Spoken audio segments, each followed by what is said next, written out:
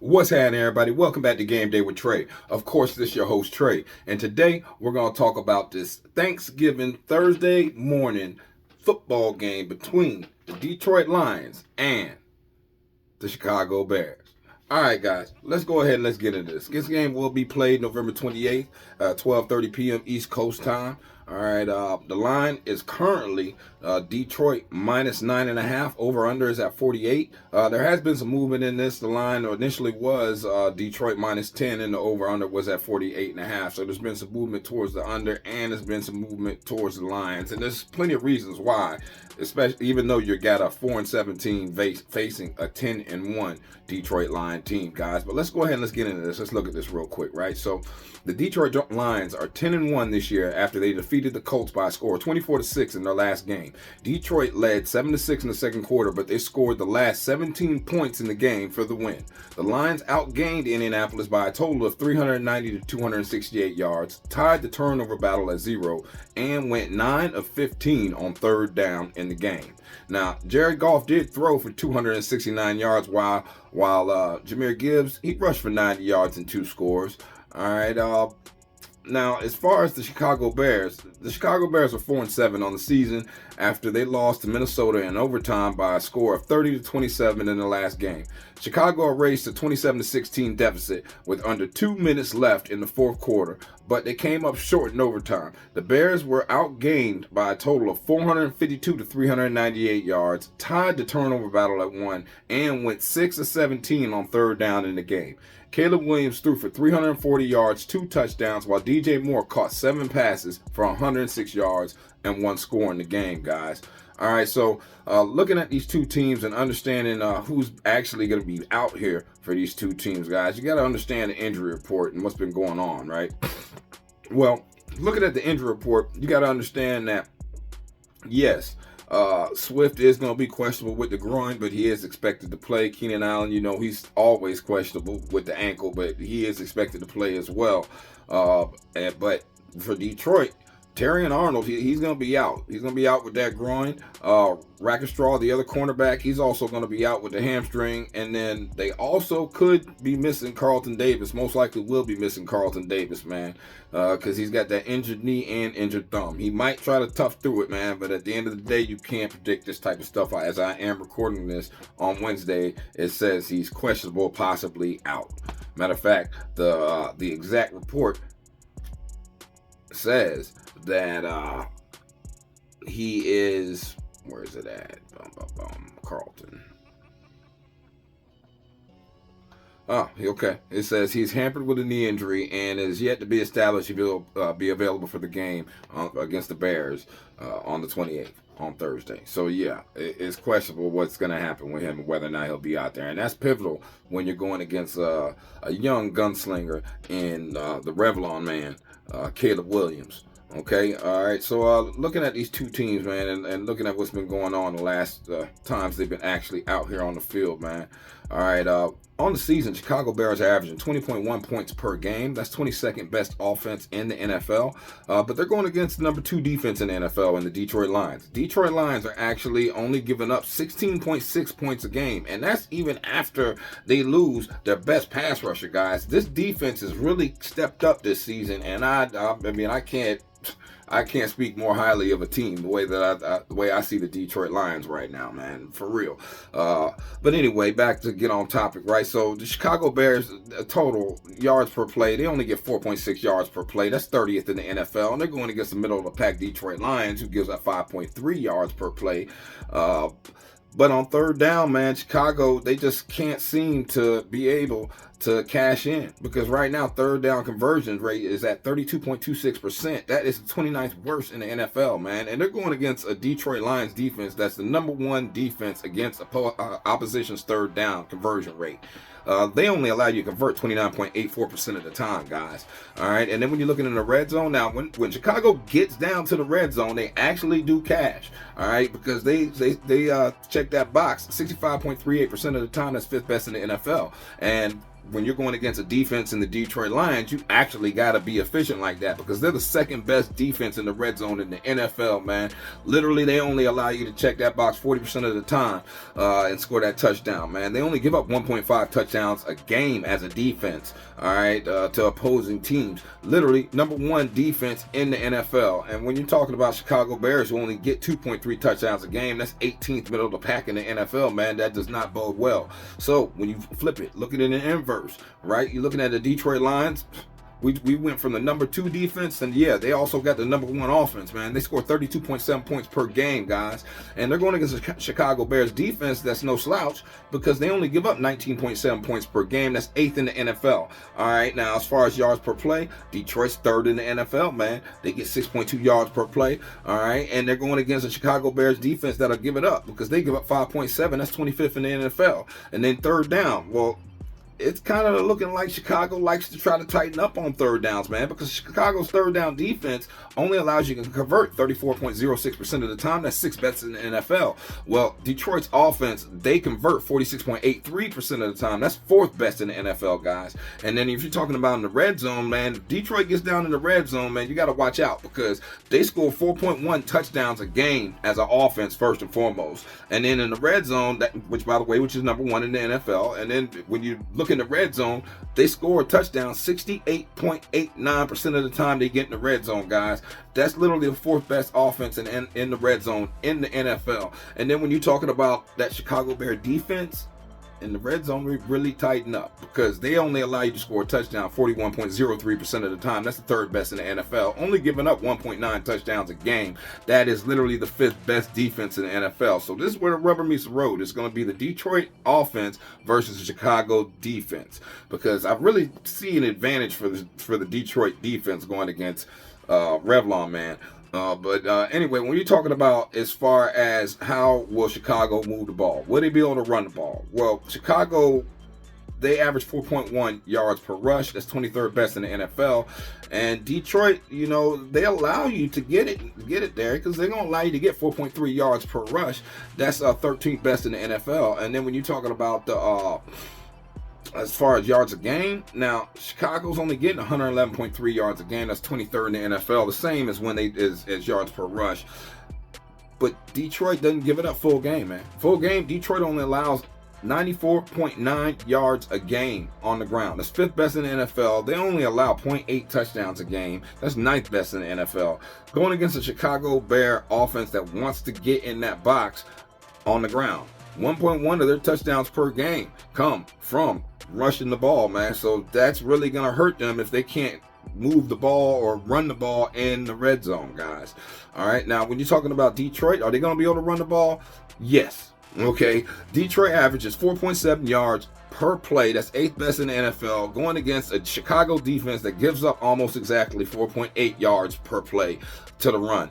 That's 26 in the NFL. That's not going to cut it. And then you know Detroit's 4th best offense as far as running the ball in the NFL. They get you 150.8 yards per game. That means that's consistent with their running. They consistently check that box when they run the ball, man. They are getting pushed off the line. And when you're talking about a Chicago Bear defense that gives up 129.7 yards per game, that's 20th in the NFL. They give up 1.1 touchdowns a game, and Detroit's already getting 1.9. So you got the 2nd best basically touchdowns per game Detroit Lions going against the 23rd worst Chicago Bear defense, giving up 1.1 touchdowns a game, 129.7 yards.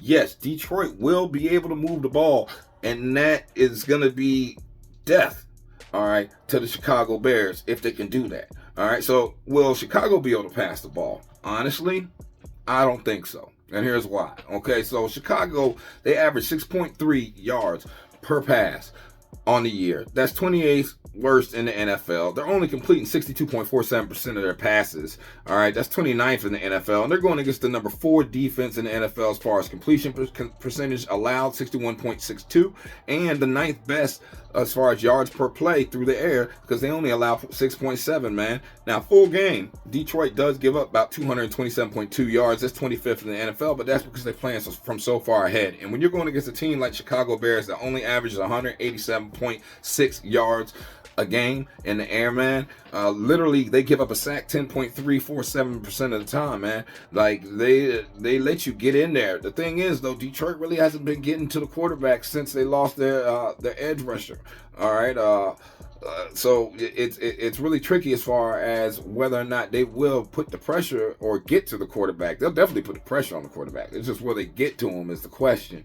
And how much will the Chicago Bears have to lean on that? Because when you're talking about this Detroit offense, once again, they're the number one passing offense in the NFL as far as completion percentage, yards per play. All right, they get 72.96% they complete, and they get 9 yards a play. Number one in the NFL in both of those statistical categories. Whereas Chicago, they do limit the completion percentage because they hold teams down to 62.85%. That's 7th in the NFL, but they give up 7.7 yards per play. That means chunk plays will be available, man. And when you're dealing with a quarterback like Jared Goff, man, he can really slice you up. The thing is, though, there has been movement in this line, and like I said, we'll talk about why there's been movement in this line in a second, man, because we got to look at the stat split. When you're looking at the stat split, you're looking at the last 3 times that these teams have actually been out on the field. Chicago's only averaging 16.3 points a game, so this whole big talk about a resurgence from Caleb Williams, aka Revlon, man, I ain't seeing it. 16.3 points a game, okay, is what they've been doing, and they've been giving up 23 points a game on defense. That whole team has been in turmoil, whether you want to admit it or not, okay? They don't talk to each other, they don't rock with each other, and really, they having some issues right now. So at the end of the day, that could bode for big problems on a Thursday game on Thanksgiving when you're dealing with a coach in Dan Campbell who has not won a Thanksgiving game yet. And matter of fact, Detroit is 0-7 in their last 7 Thanksgiving games, I believe, or something like that, man. So, yeah. This is definitely a big one for Detroit, regardless of who they're seeing, even though this is a rivalry game. All right, now Detroit in the last 3 games, on the other hand, they're putting a foot in everybody, man. They're scoring 34 points a game. They're giving 11 points, then they're only giving up 11.7 points, man. So they doing what they're supposed to do on their end. And then when you talk about when Chicago's on the road, Chicago on the road's only a tick better. They only score 17.6 a game, give up 20.6 a game. Whereas Detroit at home, man, look, they slaughter you. They're gonna win by almost 20 points. They score 37.6 points a game and they give up 17.8. So that means Chicago most likely will score between 17 and 20 points, maybe 22 points max, 24 points max in this game. Whereas Detroit has the capability to score somewhere between 28. Yeah, I'd say between 24 and 28 points, man. And look, that all tell you why it's moving towards the under when you're looking at this, right? Because mathematically, all right, so you're looking at a team that at home they score, what is that?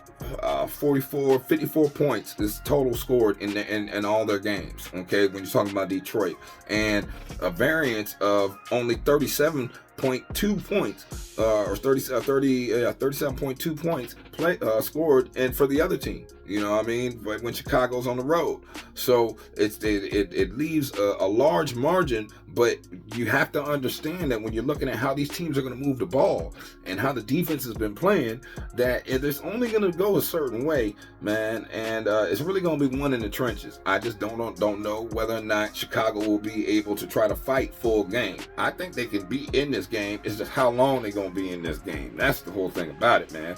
Remember, Detroit is on a huge run right now, which, by the way, situationally, okay, on the season, I already told you Chicago's 4-7 on the season and Detroit's 10-1. At home, Detroit is 4-1 on the season. Only team they lost to was the Tampa Bay Buccaneers.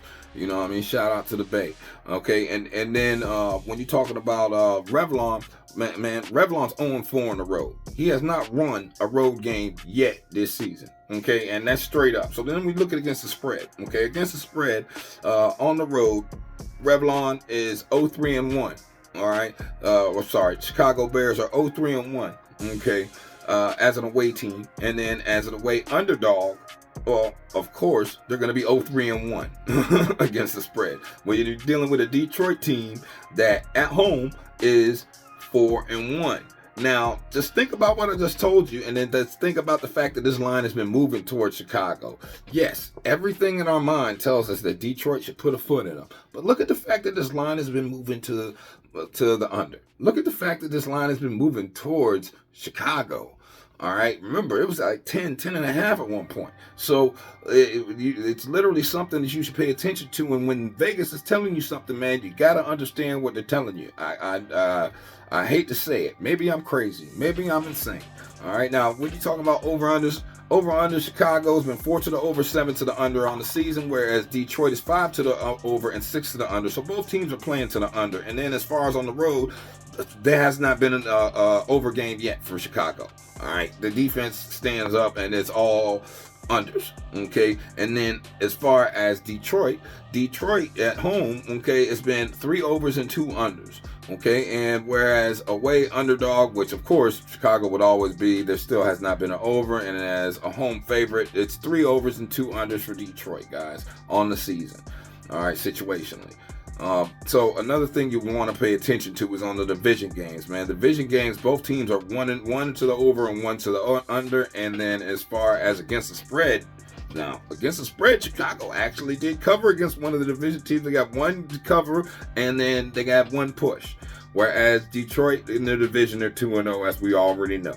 Okay, against the spread. So that's definitely something you want to pay attention to and you want to understand when you're evaluating a Thanksgiving Day game, guys. All right, so looking at the next thing with this, right? Let's go ahead and pay attention to how these two teams have played so far this season, or really how they played head-to-head. So head-to-head, guys, it's 6-4 to Chicago in the last 10 times they played. Straight up, it's 5-4-1 to Chicago in the last 10 times they played, and it's been 5 overs and 5 unders in the last 10 times they played. Matter of fact, the results, now Chicago won the last time they played, December 10th, 2023, 28-13. Chicago was getting 3 points and it went under the 44.5. Prior to that, they did go over in Detroit and the score was 31-26. Chicago was getting 7.5. They covered that, of course, and it went over the 48. All right, and then before that, in Detroit, it also scored 41-10. Detroit covered the 5. And then if you look in Chicago before that, both teams like ran it up a little bit, 31-30. So in the last 4 times they played, they have been putting up some decent points against each other. All right, but and out of all those times that they've been putting up decent points against each other, listen to those scores I just told you, man. You have 1 under, another 2 unders, you got and 2 overs in the last 4 times. So with all those points that were put up, they still went under twice. Just think about that for a second. All right, and the fact that on Thanksgiving Day we haven't really had a lot of luck with Detroit. I just think that there could be this could be Detroit's time. This could be their year, and I think this is very important to them, guys. Very important to them. All right, so looking at the trends in this game, right? So Chicago Bears have covered the spread in 13 of their last 21 games, whereas the Detroit Lions have hit the money line in 8 of their last 9 games at home. Chicago Bears have also hit the first half game total under in 6 of their last 9 away games, and the Detroit Lions have covered the spread in 18 of their last 21 games. The Chicago Bears have scored first in their last 6 games, whereas Detroit Lions have covered the first half in 17 of their last 21 games. Detroit Lions have also hit the third quarter game total over in 15 of their last 19 games. The Chicago Bears have hit the third quarter money line in 8 of their last 17 games. Chicago Bears have also covered the first quarter spread in 7 of their last 9 away games. Chicago Bears have also covered the first half spread in 12 of their last 20 games, guys. And the Detroit Lions, well, they've only hit the third quarter game total under in 4 of their last 19 games, and the Chicago Bears have only hit the first quarter game total over in 4 of their last 20 games, guys.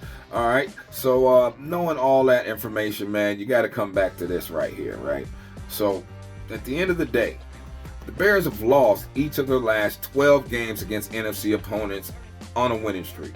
The Lions have won each of their last 9 games. The Bears have failed to cover the spread in each of their last 6 Week 13 games against NFC opponents, and the Lions have covered the spread in each of their last 6 games before a division game.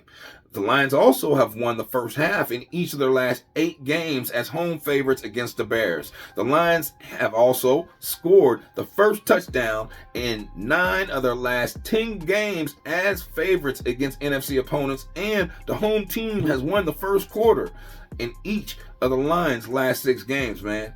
Each of the Bears' last 7 road games have gone under the total points line, and each of the Lions' last 6 games at Ford Field following a road win have gone over the total points line. So you got to understand that 6 of the last 11 games between teams from the same division have gone over the total points line, guys.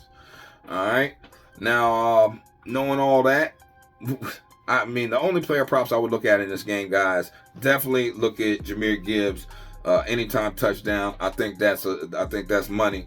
I know Montgomery's kind of banged up. If you're trying to pair that up with Montgomery anytime touchdown, I think that's worthy of a look because they will be able to run the ball in this game.